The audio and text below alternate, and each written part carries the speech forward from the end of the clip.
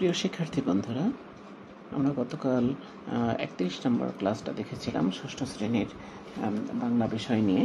তো আজকের যে ক্লাসটি রয়েছে সেটি আমাদের অনেক গুরুত্বপূর্ণ একটি ক্লাস আমরা এখানে করেছিলাম, যে শহীদ জননী জাহানারা ইমামের লেখা একটি ডায়েরির অংশ বিশেষ, যার নাম হলো 71-এর দিনগুলি। সেই অংশটা দেখছিলাম। আজকে আমরা তার পরবর্তী অংশে চলে যাব। তো চলো শুরু করা যাক আজকের ক্লাস।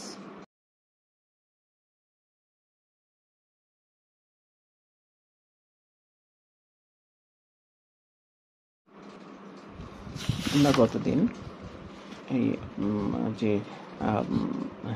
লেখাটা, এটি মূলত প্রায়োগিক লেখা, এই প্রায়োগিক লেখাটি পড়েছিলাম এবং এর ভেতরে শব্দার্থগুলো জেনেছিলাম। আরও অনেকগুলো তথ্য আমরা জেনেছি, যে এই লেখাটা কেন প্রায়োগিক লেখা বা এই লেখাটা কী নিয়ে লেখা, এই বিষয়গুলো নিয়ে আমরা আলোচনা করেছিলাম।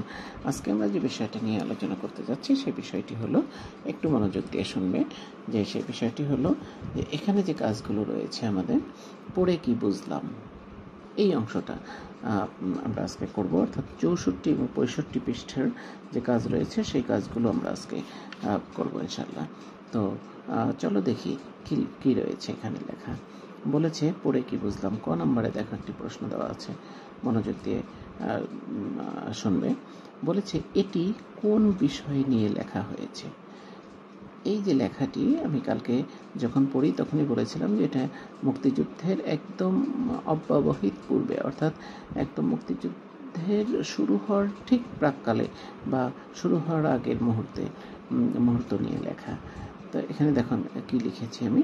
এখানে লিখেছি এটি মহান মুক্তিযুদ্ধের ঠিক পূর্ব মুহূর্তে মুক্তিযোদ্ধাদের প্রস্তুতি ও কর্মপরিকল্পনা বিষয়ক একটি লেখা। আশা করি তোমরা বুঝেছো আমার কথাগুলো, যে কী বলেছি এখানে। তুমি যদি ভিন্ন রকম কিছু ভাবো অবশ্যই সেটা লিখতে পারো।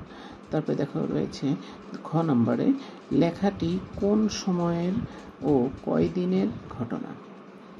এই যে লেখাটি আমরা দেখেছি এখানে, কালকেই বলেছিলাম, তোমাদের নিশ্চয়ই মনে আছে যে কয় তারিখের ছিল, 19 তারিখ, 22 তারিখ এবং 23 তারিখের। তো এখানে আমি লিখেছি লেখাটি মুক্তিযুদ্ধ শুরুর আগের লেখা। এই লেখার মাঝে 3 দিনের ঘটনা উঠে এসেছে। কয়দিনের ঘটনা? 3 দিন। অর্থাৎ কত তারিখ? 19 তারিখ, 19, তারপরে হলো 22 আর হলো 23। এই 3 দিনের ঘটনা এই লেখার মধ্যে উঠে এসেছে। এরপরে দেখো গ নম্বরের যে প্রশ্নটা রয়েছে সেটা কি রয়েছে। গ নম্বরে রয়েছে লেখক কি কি কাজের উল্লেখ করেছেন। এই লেখার মধ্যে লেখক অনেকগুলো কাজের কথা বলেছেন, মানে অনেকগুলো কাজ হয়েছে, সেটার কিছু স্মৃতিচারণ এখানে করেছিলেন। সেটা কি স্মৃতিচারণ না, কিন্তু এটা আসলে ডায়েরি লেখাটা তো ইনস্ট্যান্ট হয়, এই জন্য এটাকে স্মৃতিচারণ আসলে বলা যায় না। এটা আমাদের জন্য স্মৃতিচারণ, কিন্তু লেখক যখন লিখেছেন সেটা তখন ওই দিনই দিন শেষে হয়তো লিখেছেন। তো লেখক কি কি কাজের কথা এখানে উল্লেখ করেছেন সেটা দেখো। যে বলেছে এখানে বেশ কয়েকটি কাজের কথা উঠে এসেছে, যেমন একটি অভিনব পোস্টার তৈরি, একটি অভিনব স্টিকার তৈরি, যেটা রুমি কি করছিলেন, শহীদ রুমি তার গাড়িতে লাগাচ্ছিলেন, গাড়ির গ্লাসে লাগাচ্ছিলেন। তারপরে কি হয়েছে, আর একটা কাজের কথা এখানে, গুরুত্বপূর্ণ কাজের কথা আছে, একটি শিল্পী সমিতি গঠনের কথা। যদিও এটা কয়েকদিন আগের, কিন্তু এই কথাটাও এই লেখার মধ্যে বা এই ডায়েরিতে উঠে এসেছে, একটি শিল্পী সমিতি গঠন। তারপরে প্রতিরোধ দিবস পালনের কথাও এই ডায়েরিতে উঠে এসেছে। এটা 2 দিন এটা উঠে এসেছে, 22 তারিখেও আছে এবং 23 তারিখে তো প্রতিরোধ দিবস। এই 2 দিনেই এই প্রতিরোধ দিবসের কথাটি উল্লেখ করা আছে। এই তিনটা গুরুত্বপূর্ণ কাজের কথা এখানে বলা আছে এই লেখনের মধ্যে। এরপরে দেখো রয়েছে ঘতে, লেখার 3 অংশের শুরুতে তারিখ দেওয়া কেন। খুব দারুণ একটা প্রশ্ন। লেখার 3 অংশের শুরুতেই তারিখ দেওয়া কেন? এই উত্তরটা তোমরাও জানো, অবশ্যই জানো।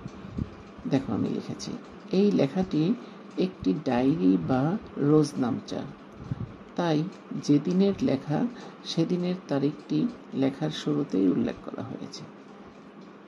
খুব সহজ, তাই না? খুব সহজ করে আমরা বলবো। তো এরপরে রয়েছে হলো, এই লেখা থেকে নতুন কি কি জানতে পারলে। এই লেখা থেকে আমরা অনেক নতুন নতুন তথ্য পেয়েছি। তার মধ্যে দেখো আমি কি লিখেছি, যে শিল্পী সমাজ গঠন, এটা আমরা জেনেছি, ও প্রতিরোধ দিবস সম্পর্কে আমি নতুন জেনেছি।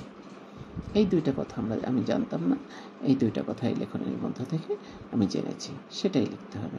যদি আরও কোনো বিষয় তো থাকে যে না এটাও আমি জানতাম না, এখান থেকে জেনেছি, তাহলে সেটা যেমন জাহানারা ইমামকে কেন শহীদ জননী বলা হয় সেটাও আমি জেনেছি, সেটাও তুমি এখানে লিখতে পারো।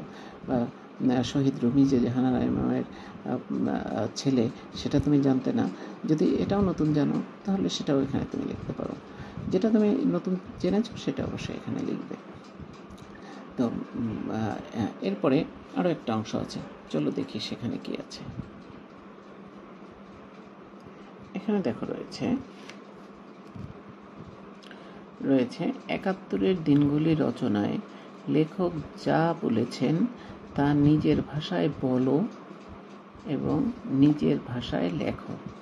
অর্থাৎ তুমি যা বলবে সেটাই তুমি লিখবে, এই জন্য বলেছে নিজের ভাষায় বলো এবং নিজের ভাষায় লেখো।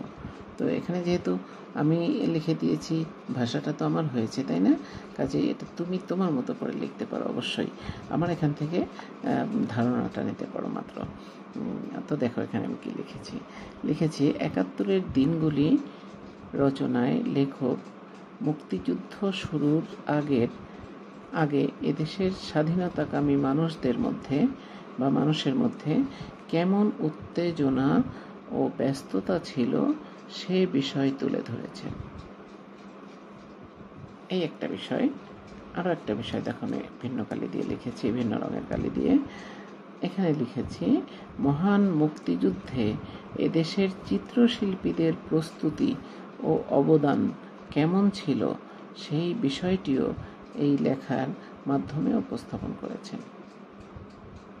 এরপরে দেখো আবার ভিন্ন কালিতে আর একটা পয়েন্ট লিখেছি, যে মুক্তিযুদ্ধ শুরুর ঠিক 2 দিন পূর্বে এদেশের সর্বস্তরের মানুষ পাকিস্তানিদের বিরুদ্ধে ব্যাপক প্রতিরোধ দিবস পালন করে। অর্থাৎ ব্যাপক উত্তেজনায় বা ব্যাপক প্রস্তুতিতে, এখানে প্রস্তুতিতে লিখতে পারো বা উত্তেজনায় লিখতে পারো, ব্যাপক উত্তেজনায় প্রতিরোধ দিবস পালন করেছে। এই রচনার মাঝ দিয়ে লেখক সেই ঘটনাও তুলে ধরেছেন। তাহলে এখানে আমরা আমাদেরকে কি বলেছে, যে যা তুমি জেনেছ বা লেখক যা বলেছেন তা তুমি তোমার ভাষায় বলো ও লেখো। তো এখানে আমরা এই বিষয়গুলো লিখতে পারি, বা তুমি যদি আরও নতুনত্ব কিছু তোমার মধ্যে থাকে অবশ্যই সেটা লিখতে পারো। তো এরপরের যে অংশটা রয়েছে খুবই গুরুত্বপূর্ণ, রোজনামচা লিখতে শিখি। রোজনামচা লিখতে শিখি মানে ডায়েরি লিখতে শিখি। আমরা যে ডায়েরি লিখি সেটার নামই বাংলাতে সেটাকেই বলা হয় রোজনামচা। প্রতিদিন অনেক ঘটনা ঘটে, এসব ঘটনা নিজের মতো করে লিখে রাখা যায়। এভাবে লিখে রাখা বিবরণকে রোজনামচা বলে। তুমিও নিয়মিত রোজনামচা লিখতে পারো। রোজনামচা লেখার সময় কয়েকটি বিষয় খেয়াল রাখতে হবে বা খেয়াল রেখো। কি বিষয়টা খেয়াল রাখবে? 1 নম্বরে বলেছে শুরুতে তারিখ ও জায়গার নাম লিখে রাখতে হয়। কোত্থেকে তুমি লিখছো, কোন জায়গা থেকে তুমি লিখছো, অর্থাৎ কোন স্থানের বিষয় নিয়ে। এটা তো হতে পারে তোমার নানা বাড়ি, হতে পারে তোমার দাদু বাড়ি, হতে পারে তোমার রিডিং রুম, কোথায় বসে তুমি সেটা লিখছো, বা সেই স্থানের নামটা, জায়গার নামটা তুমি উল্লেখ করবে। তারপরে হলো বর্ণনা পূর্ণ বাক্যে লিখতে হয়। বর্ণনাটা কীভাবে লিখবে? পূর্ণ বাক্য, একটা বাক্য আংশিক না, ক্লিয়ার করে, যাতে আরেকজন পড়লে সেটা সহজেই বুঝতে পারে। তারপরে 3 নম্বরে রয়েছে বাক্যে এমন ক্রিয়া শব্দ ব্যবহার করতে হয় যা দিয়ে বোঝা যায় কাজটি হয়ে গেছে। যেমন সকালে সাঁতার কাটলাম অথবা সকালে সাঁতার কেটেছি, অর্থাৎ আমি যেটা বলেছিলাম স্মৃতিচারণের কথাটা, তো এটা তো স্মৃতিচারণ না, তবে বলা যায় যে এটা ইমিডিয়েট তোমার তুমি শেষ করেছো কাজটা, এই জন্য পূর্ণ বাক্যে লিখতে হবে যে কাটালাম, এটা দিয়ে কি বুঝছো কাজটা হয়ে গেছে, অলরেডি বিন ডান। তো সেই বিষয়টা যাতে বোঝা যায়, এই জন্য সমাপ্তিসূচক বা সমাপনীর সূচক ক্রিয়া এখানে তোমাকে ব্যবহার করতে হবে। এরপরে দেখো বলেছে ব্যক্তিগত বিবরণের পাশাপাশি ওই দিনে ঘটা গুরুত্বপূর্ণ বিষয়ের কথাও লেখা যায়। তুমি এখানে গুরুত্বপূর্ণ যে কোনো ঘটনা বা ব্যক্তিগত বিবরণ তুমি লিখছো, তো অবশ্যই তোমার ভাষায় বিবরণ দিয়ে লিখছো, সেই ক্ষেত্রে তুমি লেখার মধ্যে গুরুত্বপূর্ণ আরও অন্যান্য ঘটনাও তুলে আনতে পারো। মনে রেখো, অনুমতি ছাড়া অন্যের রোজনামচা পাঠ করা ঠিক নয়। এটা খুব গুরুত্বপূর্ণ একটা কথা, খুবই গুরুত্বপূর্ণ একটা কথা। রোজনামচাটা কি একজন ব্যক্তির একদম নিজস্ব সম্পদ, সে হোক তোমার ভাই, হোক তোমার বোন, হোক তোমার বাবা, হোক তোমার মা, হোক তোমার বন্ধু, হোক কোনো আত্মীয় স্বজন, যেই হোক, কারোর রোজনামচা কখনোই তার অনুমতি ছাড়া পড়া যাবে না। এটা একদম ব্যক্তিগত সম্পদ, কারণ এখানে মানুষ মন খুলে তার কথাগুলো লেখে, যেটা তুমি জানলে তার সমস্যা হতে পারে, তার ক্ষতি হতে পারে, বা সে এটা পছন্দ নাও করতে পারে। কাজেই এটা অবশ্যই অনুমতি নিয়ে তারপরে পড়তে হবে। এখানে দেখো আরেকটা বিষয় রয়েছে, আমি স্টার দিয়ে রেখেছি, বলছে রোজনামচা লিখি। এখন তুমি ৩-৪ দিনের ঘটনা রোজনামচার আকারে লিখে শিক্ষককে দেখাও। এই কাজটি তুমি নিজে করতে পারো বা নিজে করবে। যে কোনো ৩ দিন বা ৪ দিনের ঘটনা তুমি লেখো, ডেট দিয়ে, তারিখ দিয়ে দিয়ে লেখো, কখন লিখছো সময়টা উল্লেখ করতে পারো, স্থান উল্লেখ করবে। অর্থাৎ এখানে যে বৈশিষ্ট্যগুলোর কথা বলেছে যে এই বিষয়গুলো খেয়াল রাখো, এই বিষয়গুলো খেয়াল রেখে তুমি ৩ দিন বা ৪ দিনের একটা রোজনামচা লিখবা, লিখে তোমার শিক্ষককে দেখাবা যে আমি এটা লিখেছি, কেমন হয়েছে। তোমার যদি লেখা থাকে বা তুমি যদি লিখে আমাকে দেখাতে চাও, অবশ্যই এটা লেখার পরে স্ক্রিনশটটা আমাকে শেয়ার করবে। তো যখন আমি সেটা পড়ে দেখব কেমন হয়েছে তোমার, এবং তুমি সঠিকভাবে রোজনামচা লিখতে পারছো কিনা। আমার বিশ্বাস যে সবাই তোমরা পারবে, কারণ এটা আমরা সবাই অনেকেই করে থাকি বা অনেকেই পছন্দ করি রোজনামচা লিখতে বা ডায়েরি লিখতে। তবে অবশ্যই একটা কথা মনে রাখতে হবে যে ডায়েরিটা যখন তুমি লিখবে, তখন ডায়েরিটা এমন ভাষায় হতে হবে যে যেটা পড়লে সহজেই কেউ বোঝে। আর এখানে এমন কোনো বিষয় তুলে আনবে না যেটা পরিবার, তোমার ব্যক্তিগত জীবন এবং পরিবারের জন্য সম্মানহানিকর হয়। এই বিষয়গুলো তুমি রোজনামচায় তুলে নিয়ে আসবে না। কারণ একটা কথা মনে রাখবে লেখার সময়, যে যেটি তুমি লিখছো সেটি অন্যের পাঠযোগ্য বা পড়ার উপযোগী হতে হবে। সেটা পড়লে যদি তুমি লজ্জা পাও, তাহলে সেটা অবশ্যই লেখা উচিত নয়। তো আমরা রোজনামচা লিখব, আর রোজনামচা লিখলে কী হবে, আমরা বুঝতেও পারবো। ওই যে আমাদের এই পাঠে যেটা ছিল যে বুঝে পড়ি লিখতে শিখি, যখন আমরা বুঝে পড়ব তখন আমরা কি করতে পারবো, লিখতেও শিখবো। তো আমরা এই লেখাগুলো বুঝেছি, পড়েছি, বুঝেছি, এবং এখন আমরা কি করতে পারি, লিখতে শিখে গেছি। এই জন্যই আমরা একটা রোজনামচা, 4 দিনের একটা রোজনামচা লিখে তুমি তোমার শিক্ষককে দেখাবে। তো আশা করি আজকের এই যে বইয়ের 2টা কাজ ছিল এবং রোজনামচা লেখার যে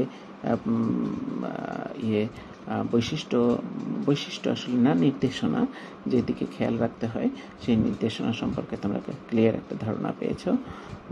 এবং একটা 3 দিনের একটা রোজনামচা তোমরা 3 দিন বা 4 দিন বা 5 দিন এরকম একটা রোজনামচা লিখে তুমি তোমার শিক্ষককে দেখাবে বা আমার সাথে শেয়ার করবে। তো ঠিক আছে, সে পর্যন্ত আবারও ভালো থাকার প্রত্যাশা রাখছি। আল্লাহ হাফেজ, আসসালামু আলাইকুম।